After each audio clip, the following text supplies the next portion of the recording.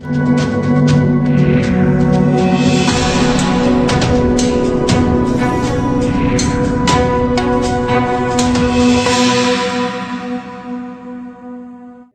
आप देख रहे हैं असल न्यूज़ और मैं मौजूद हूँ विधायक शरद चौहान के कार्यालय में। और आपको बता दें, एक 2.5 साल के बच्चे की हाई टेंशन लाइन से करंट लगने से मौत हो गई है, जिसको लेकर जंगोला गांव के जो लोग हैं वो विधायक के ऑफिस में पहुंचे और उनकी मांग है कि जल्द से जल्द उस हाई टेंशन वायर को हटाया जाए ताकि और कोई हादसा ना हो सके।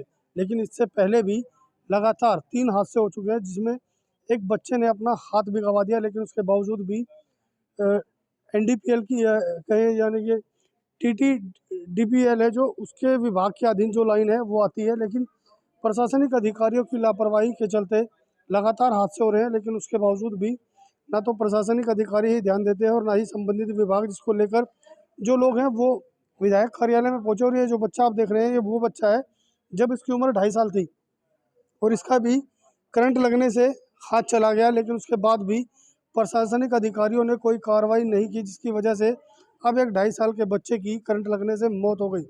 अब जो लोग हैं वो विधायक कार्यालय में पहुंचे और इनकी मांग है कि जल्द से जल्द उस हाई टेंशन लाइन को हटाया जाए। वाहिगुरु जी का खालसा, वाहिगुरु जी की फतेह। मेरा नाम जोगिंदर सिंह और पिछले जोगिंदर सिंह जी, क्या हुआ है? आप लोग क्यों विधायक ऑफिस में आके ऐसे बैठे हैं? हमारे कल एक बच्चे की बड़ी ST लाइन से मौत हो चुकी है। बच्चा छोटा 2.5 साल का था। उसके माँ बाप तो गए थे खेत में गेहूँ बोने के लिए, तो वो उन्होंने उनके घर से ऊपर से तार निकल दी है ST लाइन 11,000 वोल्टेज की। तो उन्होंने अपने घर से तो बंद करा हुआ था, तो बच्चा दूसरे घर से खेलते हुए ऊपर से वो अपने घर की तरफ आ गया।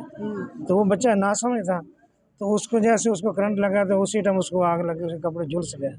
तो उसकी आज मतलब उसको उसी टाइम जैसे एक कुछ टाइम की लाइट गई, जैसे उसका भड़ाका हुआ था, जो पड़ोसी थे वो भाग के उन्होंने देखा ऊपर भाई, उन्होंने फिर उठाया बच्चे को, वो उसी टाइम पर लेके गए।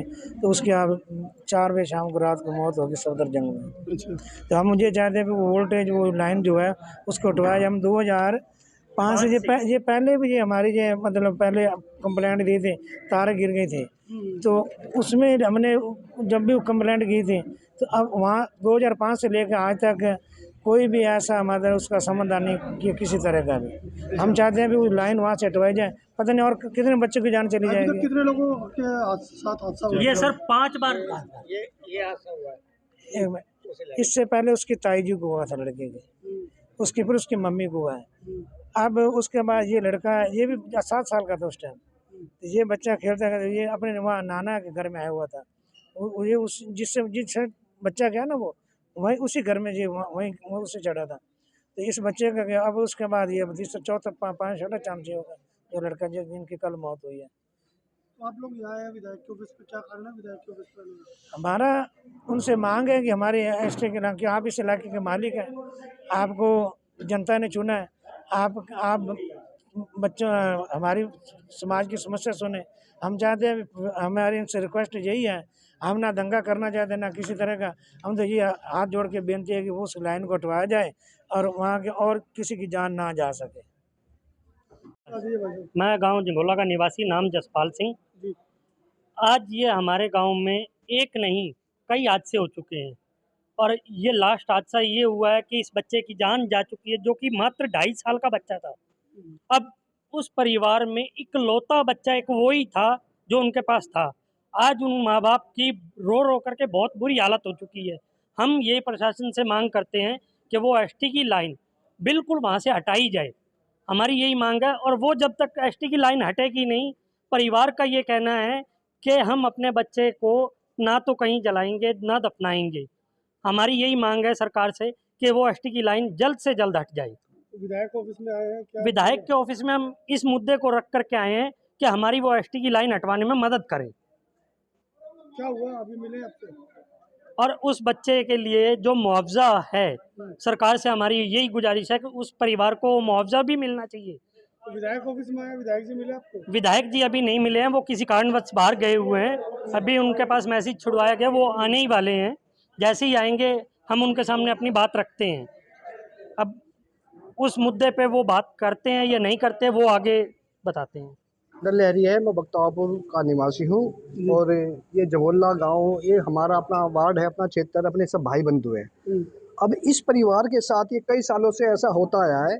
एक बिजली की 11,000 वोल्ट की लाइन के घर से ऊपर से गुजरती है और हम अपने जनप्रतिनिधि भाई शरद चौहान जी के पास है, जो हमारा अधिकार है, हमारा अपना एमएलए हमारा विधायक है।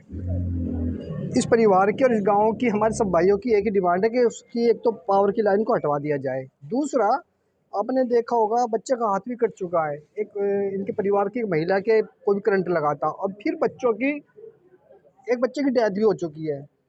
हमारी ये डिमांड है सब परिवार की, पूरे गांव की, कि एक तो लाइन हटाई जाए पावर की, दूसरा मुआवजा दिया जाए, तीसरा इस परिवार को एक एनडीपीएल में या किसी डिपार्टमेंट में, सरकारी डिपार्टमेंट में एक नौकरी दी जाए। ये पालन पोषण कैसे करेगा?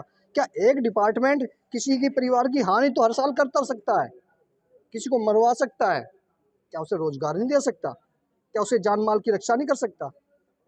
करना चाहिए ना। तो मेरी तो अपने यहाँ पे जो विधायक हमारे शरद चौहान जी, उनसे भी यही निवेदन है और सरकारी प्रशासन से, सभी सरकारी मशीनरी से मेरी यही निवेदन है कि इस परिवार को न्याय दिया जाए। धन्यवाद। मेरा नाम महेंद्र सिंह है जी। वंशदीप का जो कल ये हादसा हुआ है उसका मैं ताऊ जी हूँ। ये मेरे छोटे भैया हैं जी। ये खेत में गए तो मैं घर पे था जी। कल 12:30 बजे के करीब ये हादसा हुआ है। हम तुरंत उसको हॉस्पिटल में एडमिट किया है, सफदरजंग सरकारी में। तो लड़का इस टाइम एक्सपायर हो चुका है। कितने लोगों को करंट लग चुका है अब तक? तो कितने लोगों की मौत हो चुकी है? वहाँ पे 4 की मौत तो ये पहली हुई है।